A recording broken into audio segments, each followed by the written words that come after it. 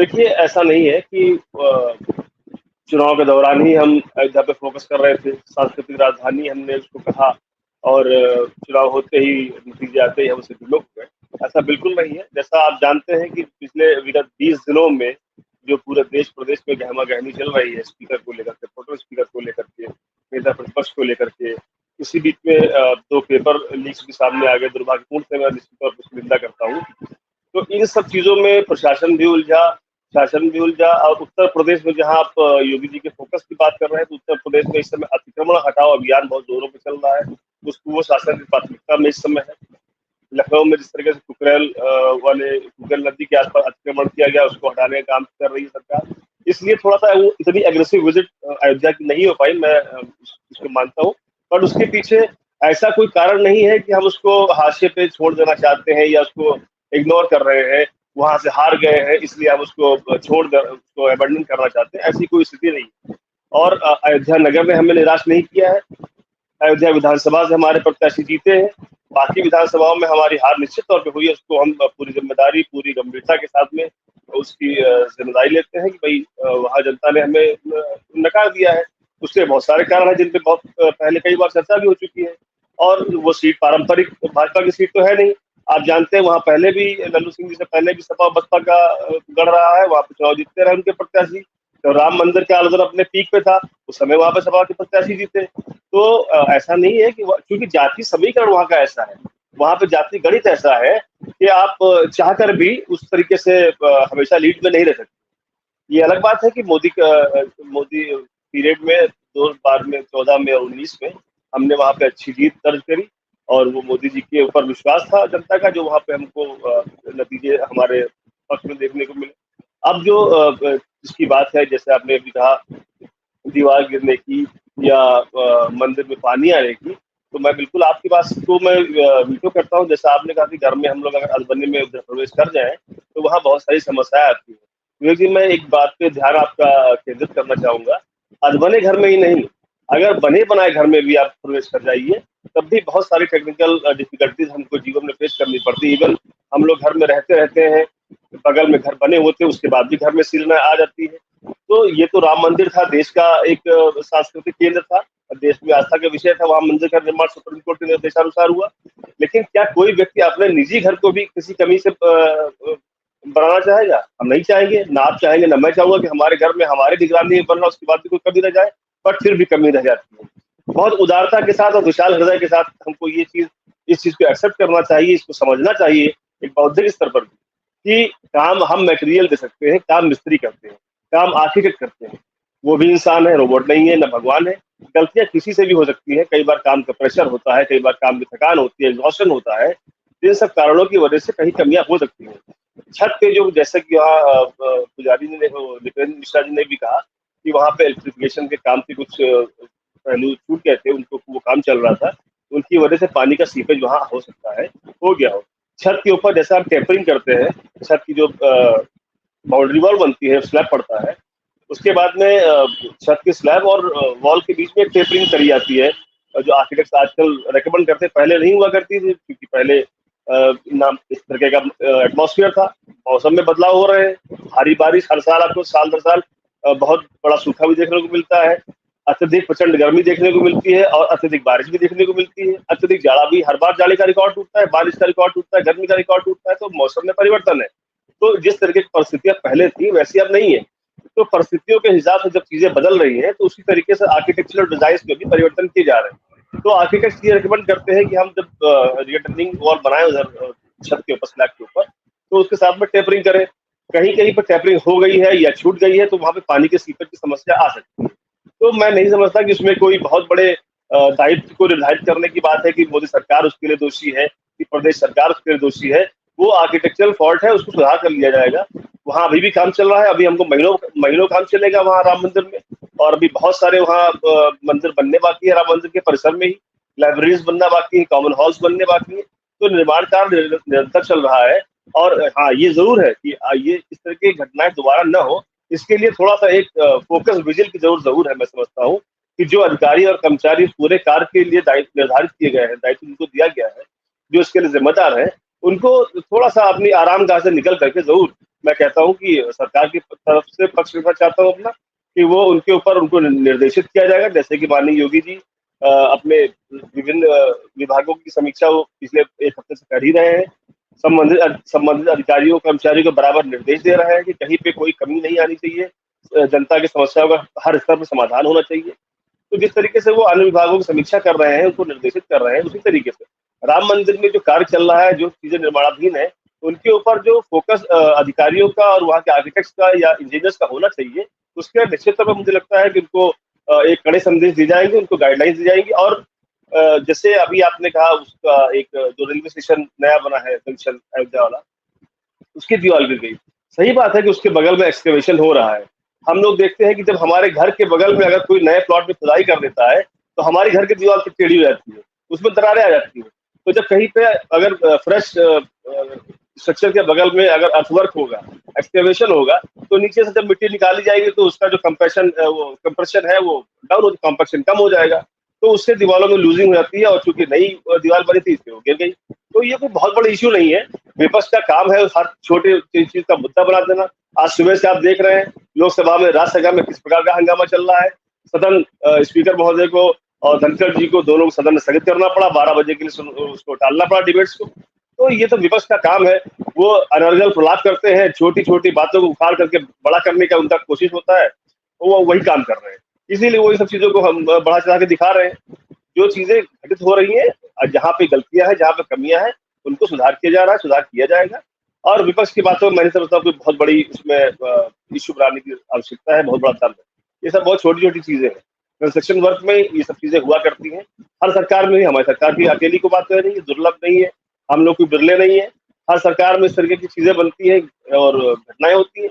पिछली सरकार में नए नए पुल बने गिर गए, तो क्या उसके लिए सरकार दोषी थी? हाँ, जो दोषी तब सरकार मानी जाएगी कि यदि आप दोषी को चिन्हित कर लेते हैं, if you can figure out the culprit.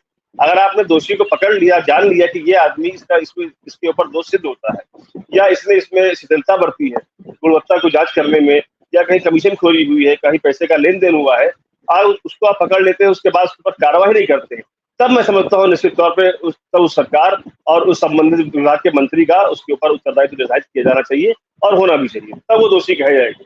अन्यथा कोई घटना ऐसी होती है तो जो कर्मचारी है उसको सुधार करेंगे। स्केल ऑफ इन्वेस्टमेंट देखिए विवेक जी, स्केल ऑफ इन्वेस्टमेंट भी ज्यादा होता है ना, घर छोटा होता है, उसमें छोटा काम होता है, इसलिए हम उसकी बड़ी चीजों को नहीं बड़े यही बात मैं पेपर लीक वगैरह की बात में, व्यवस्था की बात मैंने इस संदर्भ में कही थी, जो जैसा आपने पूछा था कि इस समय जैसी एग्रेसिवली विजिट चुनाव से पहले वहां हुई थी, उस तरीके की विजिट अब क्यों नहीं हो रही। इस बात पे मैंने वो बात कही थी, क्योंकि सरकार के सामने अन्य प्राथमिकताएं आ गई इस समय और उसमें व्यवस्थाएं हैं, तो सरकार विपक्ष भी बराबर घेरने का काम कर रहा है, उजड़ता कर रहा है। तो इसलिए उन सब चीजों को एड्रेस करने के चक्कर में गलतियां हुई हैं, उनको एक्सेप्ट करना, उदारतापूर्ण तरीके से उनको सुधार करना, दोषियों को उनका दोष सिद्ध होने पर उनके ऊपर कार्रवाई, कठोर कार्रवाई करना, ये बिल्कुल प्राथमिकता है। मैं आपके एक प्रश्न का जवाब दूंगा।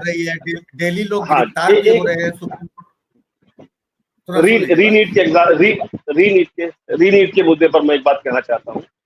जैसे लाखों परीक्षार्थी आप जानते हैं पास हुए, कुछ परीक्षार्थियों के ऊपर ये आरोप है कि वो पूर्णांक में पूरे अंक पा गए।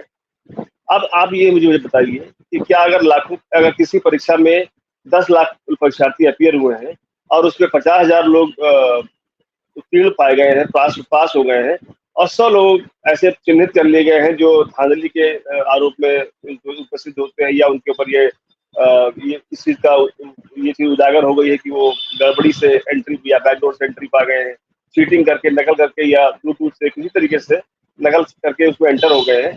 तो क्या आप इस बात को सही मानते हैं कि उन 50-100 लोगों के लिए बाकी 70-80 हजार लोगों का भी भविष्य गठ में डाल दिया जाए? आप मुझे बताइए कि यूपीएससी की परीक्षा होती है, यूपीएससी की परीक्षा होती है, उसमें 150-200 लोग हर साल उत्तीर्ण होते हैं, परीक्षा पाते हैं। चर्चा भटक जाएगी। नहीं, मैं आपकी एक प्रश्न का जवाब, मैं रीनीट का चूंकि मुद्दा बार बार उठ रहा है और कोई प्रॉपर रेजोल्यूशन विपक्ष की तरफ से भी नहीं आ रहा है, सरकार अपना कार्य कर रही है। मैं रीनीट पे मैंने नहीं कहा था जी, हाँ, नहीं, ठीक बात है, लेकिन चूंकि बार बार उठता है तो मैं विपक्ष को ये संदेश भी देना चाहता हूँ, मतलब एक जागरूक नागरिक की तरफ ये कहना चाहता हूँ कि अगर यूपीएससी की परीक्षा 150 परीक्षार्थी फाइनल इंटरव्यू पर उत्तीर्ण होते हैं और दो व्यक्ति उसमें ऐसे पाए जाए जो उनको बैकडोर से एंट्री करा दिया जाए, तो क्या बाकी 150 को निकाल दिया जाए? बाकी 150 की पुनर्परीक्षा कराई जाए, पूरा री एग्जाम कराया जाए, तो आप बताइए कितनी प्रोबेबिलिटी है कि वो 150 लोग फिर से नियुक्ति पा जाएंगे। मुझे लगता है कि 10-20% उसको नियुक्ति पाएंगे, बाकी बाहर हो जाएंगे, क्योंकि एग्जाम का स्ट्रक्चर ऐसा है। अब दोबारा से नीट की परीक्षा का परीक्षा पत्र प्रश्न पत्र बनाया जाएगा, उसके बाद उन सारे लोगों को फिर से अपेयर कराया जाएगा। तो इसमें कितनी संभावना है कि जो लोग इस बार सही तरीके से, जो वास्तविक डिजर्विंग कैंडिडेट्स थे, जो मेहनत करके पास होकर के आए थे, भले उनकी रैंक पीछे रही हो, और जो ये फर्जी उत्तीर्ण होकर के आगे आ गए वो टॉपर्स हो गए हो, लेकिन जो डिजर्विंग पीछे रह गए, जो पीछे आए हैं, क्या वो दोबारा पास हो पाएंगे? इसलिए मैं रीनीट के बहुत ज्यादा पक्ष में नहीं हूँ। ठीक है, मैं दोषियों पे कार्रवाई होनी थी, इसके पक्ष में जरूर। मैं बिल्कुल आपकी बात से सहमत हूँ। मैं ये नहीं कह रहा हूँ कि मतलब आउटराइटली मैं नीट एग्जाम को रीनीट कराने के पक्ष में नहीं हूँ। मैं कह रहा हूँ कि जो उसके लिए बहुत उचित, जो ऐसा कोई रास्ता निकल सके जो हर परीक्षार्थी के, हर कैंडिडेट के हित में, जिसमें सबका हित हो और किसी का नुकसान जरा भी ना हो। 100 नहीं 150% उनका हित हो और 0.1% भी नुकसान ना हो। मैं ऐसे किसी रास्ते की तलाश के लिए कह रहा हूँ। ऐसा कोई रास्ता अगर मंथन करके विचार करके निकल आ रहा है, तो मुझे लगता है कि 2-4-10 दिन समय देने उसमें कोई बुराई नहीं है। अगर विपक्ष के दबाव में आकर के सिर्फ रीनीट कर दिया जाए, तो मैं इसके पक्ष में नहीं हूँ। कि अगर दबाव बना करके कुछ काम कर दिया जाए जो पक्ष में ना हो, जो हित में ना हो, तो फिर वो ठीक नहीं रहेगा। मेरा ये कहना। ठीक है रंजन जी। और बाद में उनको प्रवेश भी मिला। 5 महीने हो गए, चले गए होते क्यों नहीं गए आमिर जी? राहुल जी क्यों नहीं गए? 5 महीना हो गया, चले गए होते। अगर जाएंगे, समय आएगा, जाएंगे। आप याद रखें, सब पे उत्तर देना है आपको, हम आके आपसे करेंगे। समय आएगा, राहुल जी भी जाएंगे। कोई तो गया होता, राहुल वाड्रा गए होते, प्रियंका जी गई होती, सोनिया जी गई होती, उनके बच्चे गए होते, कोई गांधी परिवार जाएंगे। ये भ्रष्टाचार का विषय नहीं है, ये आस्था का विषय है यामीन जी। हाँ, राहुल गांधी जी के परिवार के हिंदुत्व में आस्था नहीं है, भगवान श्री राम में इनकी आस्था नहीं है, इसका ये सदगुरु तो धार सदगुरु देश के भारत नहीं थे, प्री प्रोग्राम्ड था। क्या प्री प्रोग्राम जो 500 साल के इतिहास के बाद में इससे महत्वपूर्ण था? सदगुरु नहीं है वहां पहुंचे थे। और अंबानी जी के लड़के के प्री वेडिंग सेरेमनी में सदगुरु 2 दिन रुके हैं। तो ये तो व्यक्तिगत मामला है। बिल्कुल सही। नहीं, मैं चूंकि राजनीतिकरण कर रहे हैं, मैंने इसलिए बात कही। नहीं, हम ये राजनीतिकरण कर रहे हैं अयोध्या के मुद्दे का, मैं इसलिए बात कह रहा हूँ। भगवान के नाम पर कहीं वोट नहीं मांगेंगे। अगर वो कहते हैं कि अपनी मर्जी से जाऊंगा, तो जाना चाहिए। बिल्कुल जाएंगे, बिल्कुल जाएंगे। अरे बिल्कुल जाएंगे। आप चित्र देखते हो, मंदिर पढ़ते हैं, वहाँ प्रियंका जी, राहुल जी जाते हैं दर्शन करने। या आप कैसे कह सकते हैं नहीं जाते? राजनीतिक लाभ लेना होता है वहां जाते हैं। नहीं, मंदिर से कोई, वो तो एक प्रार्थना का स्थल है। हिंदुत्व विरोधी होने का आरोप लगता है, तो अंगोछा पहन के जनेऊ डाल करके वो तो हिंदू है। बिल्कुल है, बिल्कुल एथीस्ट होने का अधिकार है। मैं कह रहा हूँ जब उन पे आरोप लगते हैं, मैं नहीं कह कि मैं लगा रहा हूँ। बिल्कुल अधिकार है। ये मैं क्या हूँ ये ना बताने का भी अधिकार है, तो उस पर नहीं। हाँ बिल्कुल है। अब हम इसका तो संविधान में देता है अधिकार। रंजन पांडे जी, जल्द से जल्द आप अपनी बात समाप्त करें। आपने सब सुना, शो की शुरुआत हम आपसे किए थे क्योंकि आरोप सारे आप पर थे, बचाव आपने किया। उसके बाद कुछ क्वेश्चन हमारे थे, कुछ आपके विपक्षी दलों के थे। इस बात पर आप क्या क्या हाईलाइट करना चाहेंगे? समापन कंक्लूडिंग स्टेटमेंट। जिस पार्टी का मुखिया भ्रष्टाचार के आरोप में जेल में हो, ईडी उसको अरेस्ट करे, सीबीआई अरेस्ट करे, हाईकोर्ट जमानत देने से मना करे, वो भ्रष्टाचार की बात ना करे, मैं समझता हूँ ज्यादा ठीक रहेगा। नहीं, इसके ऊपर शराब घोटाले येदुरप्पा भी रहे हैं, इस पे नहीं उलझे, फिर वो चर्चा। मैं वही कह रहा हूँ, मैं विवेक जी, मैं वही कह रहा हूँ कि आप छोटी कोई सवाल नहीं था, वो एक अलग इशू है, उस पर चर्चा। मैं उन्हीं के प्रश्नों का उत्तर दे रहा हूँ। मैं उन्हीं के प्रश्नों का उत्तर दे रहा हूँ विवेक जी। शराब घोटाले का पूरा देश जान रहा है।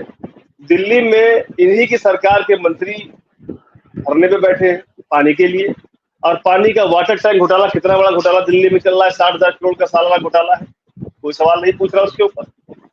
वाटर, आप ये बताइए, जब दिल्ली को जो निर्धारित पानी है वो मिल रहा है, तो पानी जा कहाँ रहा है? कहाँ जा रहा है पानी? पानी वो water mafia, water tanker mafia उसको निकाल रहे हैं, बेच रहे हैं। आप दिल्ली में मुनाक नहर वाले उसमें बरात जाकर देखिए, पानी वहाँ कितना समुद्र दिखेगा आपको, वहाँ समुद्र दिखेगा। लेकिन वही पैसा वाटर टैंकर माफिया पानी निकाल करके बेचता है, और वो पैसा ब्लैकमैन की सरकार लेती है। ये घोटाला इनके ऊपर है। और देखिए 2G घोटाला, कोलगेट घोटाला, कॉमनवेल्थ घोटाला, ऑगस्टा वेस्टलैंड घोटाला, ये सारे घोटालों के बड़े बड़े आरोप। बड़े बड़े आरोप जो है, आदर्श सोसाइटी घोटाला, IPL घोटाला, कंप्यूटर घोटाला, ये सारे कोई अछूता नहीं है।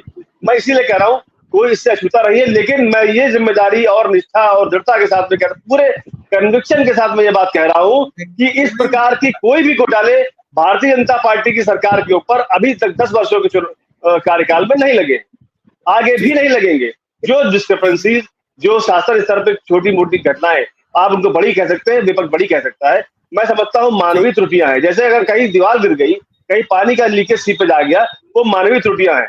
अगर कोई आदमी देश की सुरक्षा के साथ समझौता करता है और डिफेंस डील में हजारों करोड़ रुपए की घूस लेने का आरोपी बनता है, तो वो देशद्रोह है, वो भ्रष्टाचार है। अगर कहीं लेबरों से, मिस्त्रियों से, आर्किटेक्ट से कोई त्रुटि हो जाती है, डिजाइन में कोई समस्या या कंस्ट्रक्शन वर्क में कोई खामी रह जाती है, वो मानवीय त्रुटि है जो कि सही की जा सकती है। उसके ऊपर कोई क्रिमिनल ऑफेंस नहीं बनता है। क्रिमिनल ऑफेंस इनकी सरकार, इनके लोगों के, इनकी पार्टियों के नेताओं पे बनता है जो अभी जो बेल पे बाहर घूम रहे हैं। विवेक जी, एक सुझाव अगर आप 10 सेकंड तो मैं दे दूं। जी जल्दी बोलो। 10 सेकंड में मैं ये दिल्ली की सरकार को ये सुझाव देना चाहता हूँ कि माननीय प्रधानमंत्री जी के नेतृत्व में जो देश की बहुत महत्वाकांक्षी योजना चल रही है, हर घर को नल से जल, उस योजना के तहत 3400 करोड़ रुपए केंद्र सरकार ने दिल्ली सरकार को आवंटित किया। ठीक है, अभी उसको 1 साल हो चुका है। 1 साल में इन्होंने 200 करोड़ रुपए तक का भी एक लेआउट प्लान नहीं दिया सरकार को। आप प्लान दीजिए, हम पानी दे रहे हैं। आज मुद्दे की बात नहीं है ये, ऐसे भी समय पूरा जी नहीं, मैं सुझाव दे रहा हूँ कि वो संकट खत्म हो जाएगा, वो संकट खत्म हो जाएगा दिल्ली में पानी का। धन्यवाद रंजन जी। आज